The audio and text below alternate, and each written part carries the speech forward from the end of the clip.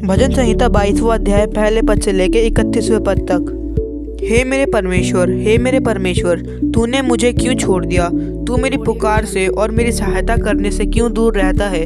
मेरा उद्धार कहाँ है?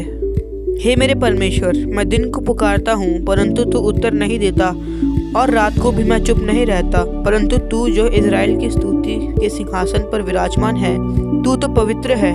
हमारे पुरखा तुझी पर भरोसा रखते थे, वे भरोसा रखते थे और तू उन्हें छुड़ाता था। उन्होंने तेरी दुहाई दी और तूने उनको छुड़ाया। वे तुझी पर भरोसा रखते थे और कभी लज्जित ना हुए, परंतु मैं तो कीड़ा हूँ, मनुष्य नहीं। मनुष्यों में मेरी नाम धराई है और लोगों में मेरा अपमान होता है। वे सब जो मुझे देखते हैं मेरा ठट्ठा करते हैं और ओंठ बिचकाते और यह कहते हुए सिर हिलाते हैं, अपने को यहोवा के वश में कर दे, वही उसको छुड़ाए।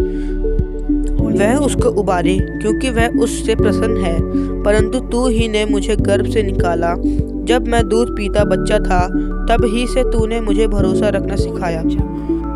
मैं जन्मते ही तुझी पर छोड़ दिया गया, माता के गर्भ ही से तू मेरा ईश्वर है।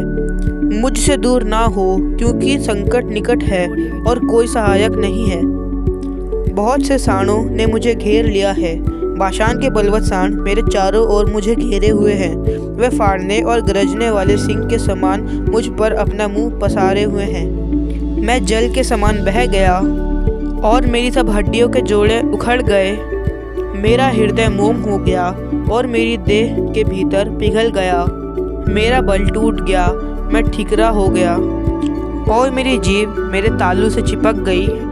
और तू मुझे मारकर मिट्टी में मिला देता है, क्योंकि कुत्तों ने मुझे घेर लिया है। कुकर्मियों की मंडली मेरे चारों ओर मुझे घेरे हुए है।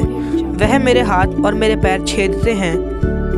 मैं अपनी सब हड्डियां गिन सकता हूँ। वह मुझे देखते और निहारते हैं। वे मेरे वस्त्र आपस में बांटते हैं और मेरे पहरावे पर चिट्ठी डालते हैं।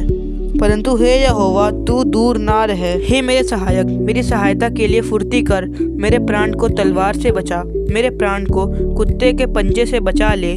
मुझे सिंह के मुंह से बचा, हाँ, जंगली सांडों के सींगों में से तूने मुझे बचा लिया। मैं अपने भाइयों के सामने तेरे नाम का प्रचार करूँगा, सबके बीच मैं तेरी प्रशंसा करूँगा।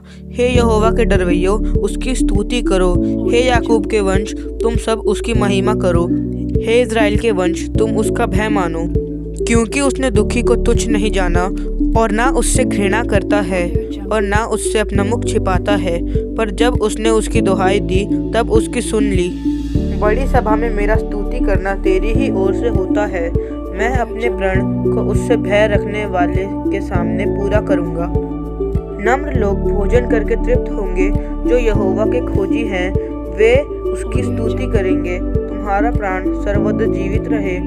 पृथ्वी के सब दूर दूर देशों के लोग उसको स्मरण करेंगे और उसकी ओर फिरेंगे, और जाति जाति के सब कुल तेरे सामने दंडवत करेंगे, क्योंकि राज्य यहोवा ही का है और सब जातियों पर वही प्रभुता करता है। पृथ्वी के सब हष्ट पुष्ट लोग भोजन करके दंडवत करेंगे। वे सब जो मिट्टी में मिल जाते हैं और अपना अपना प्राण नहीं बचा सकते, वे सब उसी के सामने घुटने टेकेंगे। एक वंश उसकी सेवा करेगा, दूसरी पीढ़ी से प्रभु का वर्णन किया जाएगा। वे आएंगे और उसके धर्म के कामों को एक वंश पर जो उत्पन्न होगा यह कहकर प्रकट करेंगे कि उसने ऐसे ऐसे अद्भुत काम किए।